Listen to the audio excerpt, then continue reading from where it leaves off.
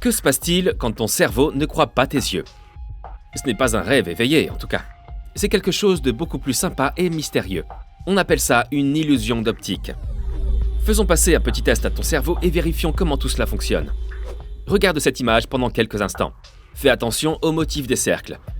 Sont-ils en mouvement ou immobiles? Je parie que ton cerveau les perçoit en mouvement, mais en réalité, ces cercles sont parfaitement immobiles. Après tout, il ne s'agit pas d'une vidéo ou d'un GIF, c'est une image fixe. Essayons-en une autre. Concentre-toi sur le petit point noir à gauche de l'écran. Dans quelle direction l'objet de droite se déplace-t-il? Se déplace-t-il de haut en bas ou en diagonale? Rappelle-toi, concentre-toi sur le point noir à ta gauche. On dirait que l'objet se déplace en diagonale, non?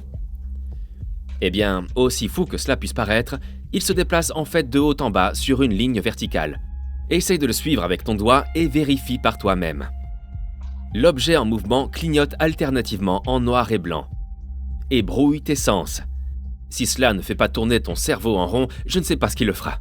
Venons-en à la science qui se cache derrière tout ça. La dernière image que nous avons vue fait partie d'une étude du Dr Patrick Kavanagh, un neuroscientifique de Dartmouth College.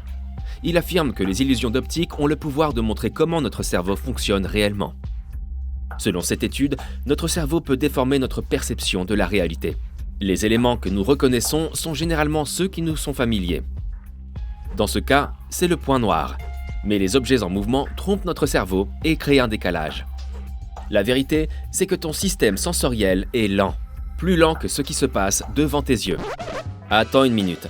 Si c'est vrai, ça veut dire que tu regardes le présent, mais que tu vois le passé?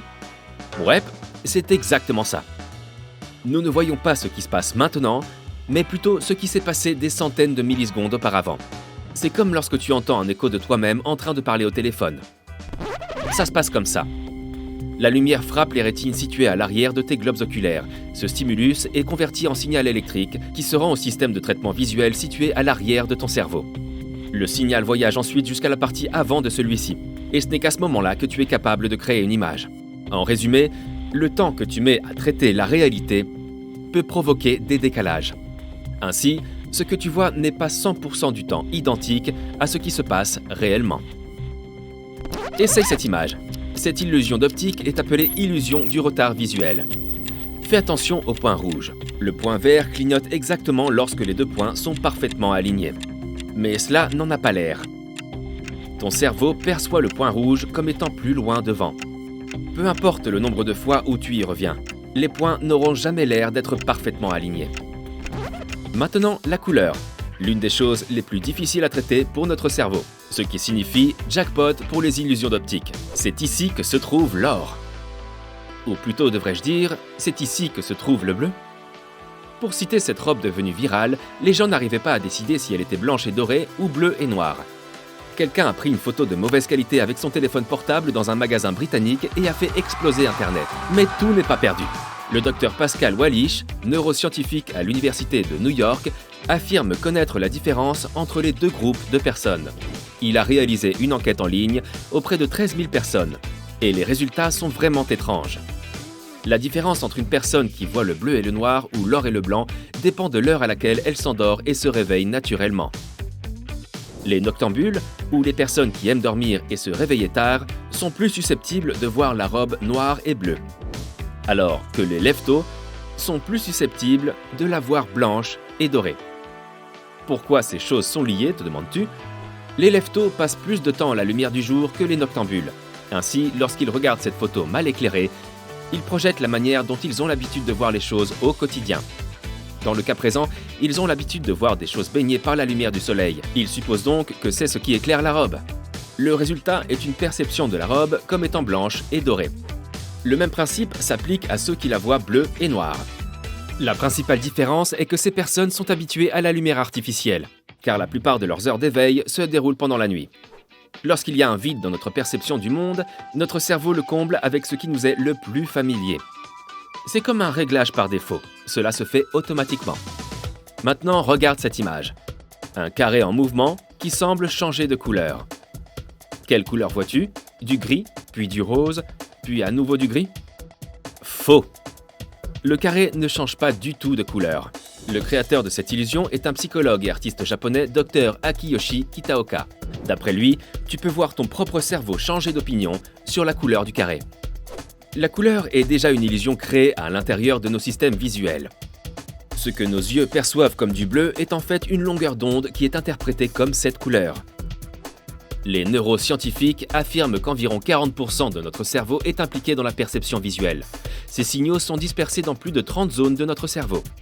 Chaque zone a une fonction particulière dans le traitement de la couleur, du mouvement, de la profondeur et de la forme. Toutes ces informations sont combinées. Et voilà, nous sommes capables de distinguer les formes et les couleurs. Étrangement, les neuroscientifiques ne comprennent pas toujours en détail comment cela se produit. Maintenant, connais-tu cette image ? Combien de couleurs peux-tu compter ici ? 3, 5, 11 ou peut-être 17 ? Quelqu'un l'a partagé sur les réseaux sociaux et l'internet est devenu fou. La personne qui l'a posté a dit qu'elle avait vu 3 couleurs. Quelqu'un a vu 17 couleurs différentes et les a marquées avec des points noirs pour que les autres spectateurs puissent les compter de la même façon.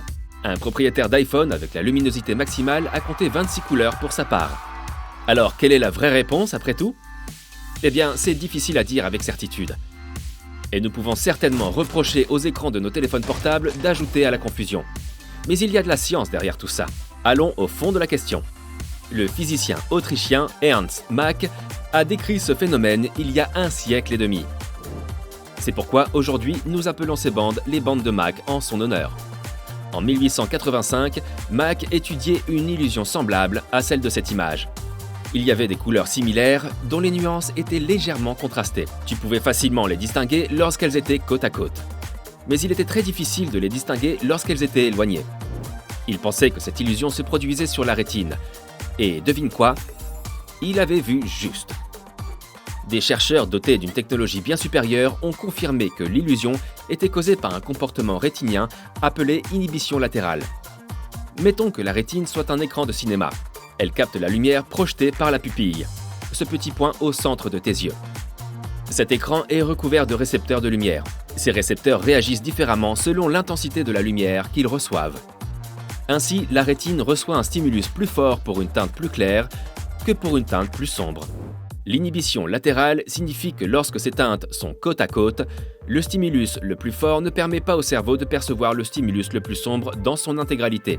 Ainsi, au lieu de percevoir 100% des 2 couleurs, nous percevons peut-être 80% de la couleur la plus vive et 40% de la couleur la plus sombre.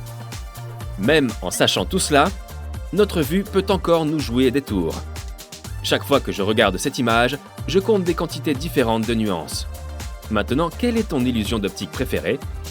Fais-le moi savoir dans les commentaires ci-dessous.